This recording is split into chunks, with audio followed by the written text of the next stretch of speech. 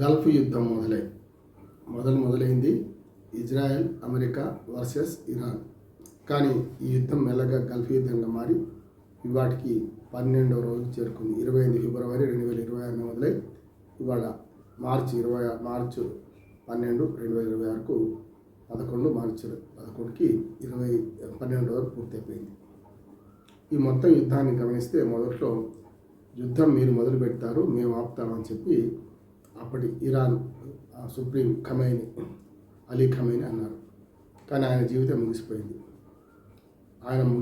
ఆయన ముగిసింది కానీ యుద్ధం ముగియలేదు. ఆ తర్వాత ఆయన కొడుకు ముస్తఫా వచ్చారు. ఆ మధ్యన ఇంకొక మాట ఏమన్నాడు, ఖమైనీ చనిపోయిన తర్వాత అప్పటి సుప్రీం లేని పాలకులు మిగతా వాళ్ళందరూ కూడా కమిటీ ఏమన్నదంటే యుద్ధం మీరే మొదలు పెట్టారు, మీరే ముగించాలి. రెండో మాట ఇరాన్ది. ఇప్పుడు ముస్తఫా ఖమైనీ ఎవరైతే అలీ ఖమైనీ చనిపోయిన అలీ ఖమైనీ కొడుకున్నాడో ఆయన ఏమంటున్నాడంటే యుద్ధం మీరు మొదలుపెట్టారు, మళ్ళీ మేము ముగిస్తామంటున్నారు. ఇప్పుడు మళ్ళీ తల్లి మాట మాట్లాడుతున్నారు. ఇటు పక్కన అమెరికానేమో తన హోమ్ల్యాండ్ సెక్యూరిటీ డబ్బులు అయిపోతున్నాయి కనుక అనుభవానికి వస్తే తత్వం బోధపడుతుందని చెప్పి ఇప్పుడు నిన్నటిదాకా యుద్ధం కొనసాగించే సమస్య ఉన్నది, ఆపే సమస్య లేదు, మీరు ఎంత బతిమినాడని ఆపనో మీరు సంప్రదింపులకు వస్తున్నారని అన్ని అబద్ధాలైన ట్రంప్ ఇప్పుడు ఏం చేస్తున్నాడంటే యుద్ధం ముగిసేది లేదు అని అనుకుంటూనే అటుపక్క రష్యా అధ్యక్షుడు పుతిన్ ఫోన్ చేసి బాబు ఎట్లయినా ఆపండి అని మాట్లాడుతున్నారు. ఎందుకంటే రష్యా చైనా పరోక్షంగా రంగంలో దిగినాయి. ఇటుపక్క చైనా ఆయుధాలు అందిస్తున్నది ఇరాన్కు, అటుపక్క రష్యా అయితే డైరెక్ట్గా అలీ ఖమైనీ కొడుకు ముస్తఫా ఖమైనీని నాయకుడిగా అంగీకరించింది, అభినందించింది కూడా.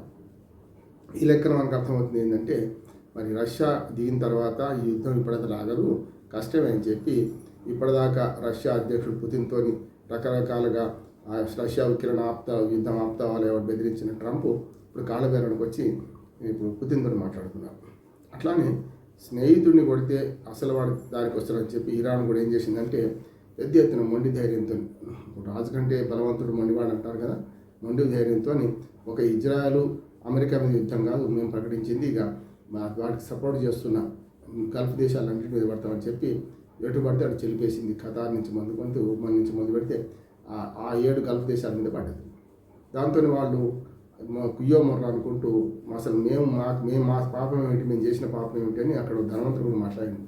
అమెరికా స్థావరాలు పెట్టించింది తప్పుగా అన్నట్టు మేము చేసిన పాపం ఏంది, మేమెందుకు అనుభవించాలన్నట్టు. తప్ప అసలు అనుభవించాల్సింది అంటున్నాను. ఎందుకంటే అమెరికా స్థావరాలు మీ దేశంలో పెట్టింది మీ ప్రభుత్వాలు తప్పు, మీరు ధనం సంపాదించుకొని హాయిగా ఉందాం అనుకుంటే ఉండదు, నన్ను అంటుకోక నామాల కాకని నా చుట్టూ ఒక గోడ కట్టుకోనో లేకుంటే ఒక గిరిగీసుకొని బతుకుతాండి నడవదు, ప్రపంచ పరిణామాలు అందరి మీద పడతాయి. కనుక అదే జరుగుతుంది ఇప్పుడు.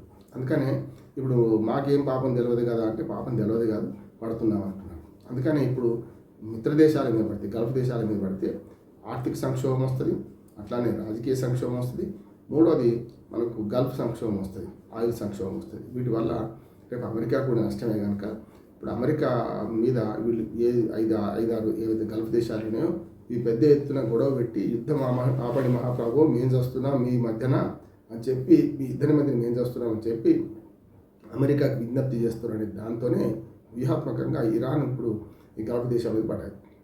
3 దేశాలు మొదలైన యుద్ధం 13 దేశాలకు చేరింది, 13 దేశాలకు పెరిగింది.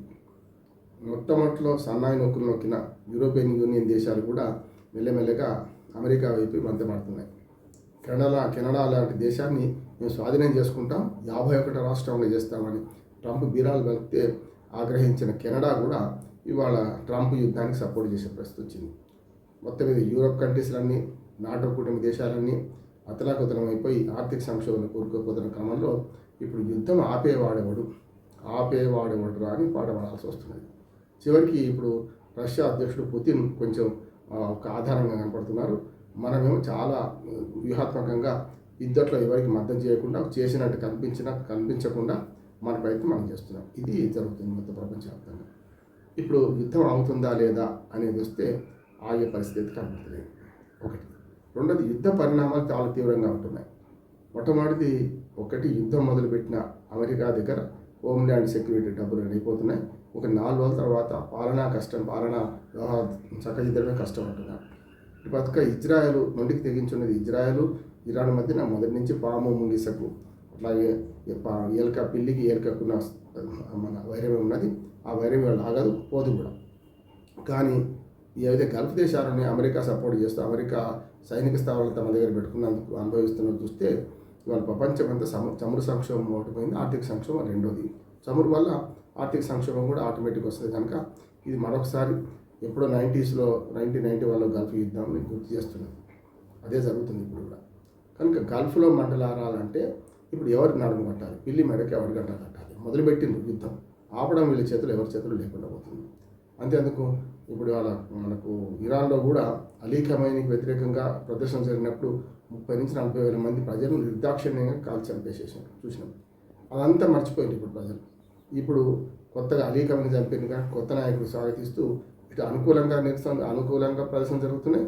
నిరసన వ్యక్తం చేసే అవకాశం లేదు. చంపేస్తారని భయంతో నిరసనకారులు నోళ్ళు నొక్కబడ్డాయి కూడా. అది చూస్తున్నాం ఇరాన్ల పరిస్థితి. పోనీ ఇజ్రాయెల్ యుద్ధం బాగుందా అంటే ఇజ్రాయెల్ కూడా కునారిపోయినా ఇజ్రాయెల్లో అందరూ కూడా ఆ యుద్ధ కాంక్షతోనే ఉన్నారు. కానీ అమెరికాలో ప్రజలు అట్లా ఉంటారు కదా.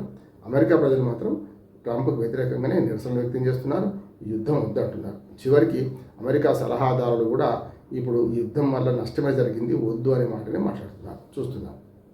అందుకని ఇవన్నీ చూస్తే మనకు అర్థమవుతుంది ఏంటంటే ఇవాళ యుద్ధం ఆగడానికి ప్రయత్నాలు చేయండి అని అమెరికా ట్రంప్ సలహాదారులు చెప్తున్నారు. రిపబ్లికన్ పార్టీ కూడా సెనేట్లో మొన్నటికి యుద్ధం మొదలుపెట్టినప్పుడు కొంత సానుకూలంగా స్పందించి ట్రంప్కి మద్దతు తెలిపింది. కానీ రేపొద్దున సెనేట్లో కూడా ఆయనకు వ్యతిరేకంగా తీర్మానం చేయకపోయినా ఈ యుద్ధం ఆపమనే ఒక తీర్మానం చేసే అవకాశం ఉందంటున్నారు. అది కూడా ట్రంప్కి ఎదురు దెబ్బ అంటున్నారు. దాంతోపాటు ట్రంప్ కూడా ఇప్పుడు జరుగుతున్న పరిణామాల పట్ల చూస్తే తనకు నష్టం జరుగుతుందేమో అని భయం కూడా పట్టుకుంది ట్రంప్. అందుకని చైనా పర్యటన మార్చి 31 రేపొద్దున చైనా పర్యటన ఉంది ఆ ట్రంప్ది.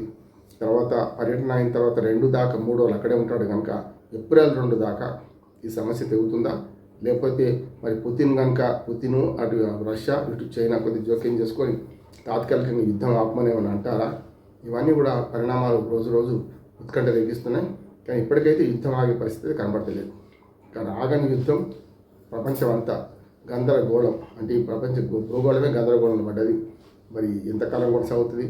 యుద్ధం నడిపించడానికి సిద్ధమేమో, సమస్య లేదు, మా దగ్గర పాత ఆయుధాలు వాడిన ఇప్పటిదాకా కొత్తవి తీస్తామంటున్నారు. కొత్త అంటే అణ్వాయుధాలు తీస్తారా? ఇరాన్ అంటుంది. మరి అణ్వాయుధాలు తీస్తారా, లేకపోతే మొత్తం మీద ప్రపంచాన్ని అంతా నాశనం చేస్తారా అనే ఒకటి వస్తున్నది.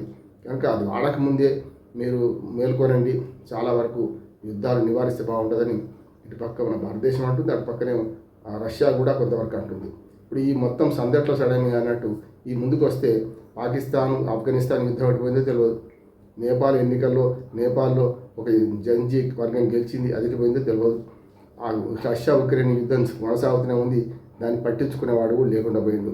కనుక ఈ 3 దేశాలు అమెరికా, రష్యా, చైనా ఈ పెద్దన్న పాత్ర వహిస్తూ పెద్ద ఎత్తున ప్రపంచంలో ఎవరికి దోచినంత ఎవరి పరిధిలో వాళ్ళు దోచుకుంటున్నారు, సామ్రాజ్యవాదాన్ని విస్తరింపజేస్తున్నారు. ఏదో రకంగా ఆర్థిక సామ్రాజ్యవాదంతో చైనా, ఆర్థిక రాజకీయ సామ్రాజ్యవాదంతో రష్యా, పూర్తి సామ్రాజ్యవాద దృక్పథంతో అన్ని దేశాలు కబడించి చమురును మొత్తం మేము స్వాధీనం తెచ్చుకోవాలి, చమురు దేశాలు స్వాధీనం చేసుకోవాలని అమెరికా. ఈ 3 దేశాలు ఎవరికి వాళ్ళు రాజకీయ ఆట ఆడుతున్నారు. ఈ రాజకీయ పోరాటంలో ఎవరిది గెలుపు ఎవరిది ఒకటి ఉండదు. యుద్ధాన్ని మాత్రం ఖచ్చితంగా నష్టమే చేస్తే లాభం ఉండదు అనే మాట చెప్తూ, ఇక దీనివల్ల ప్రపంచం అంతా మిగతా ఆర్థిక సంక్షోభం ఎట్లా వచ్చింది, గ్యాస్ సంక్షోభం ఎట్లా వచ్చింది, ఇంకో ఎపిసోడ్ మనం మాట్లాడుకుందాం. నమస్కారం.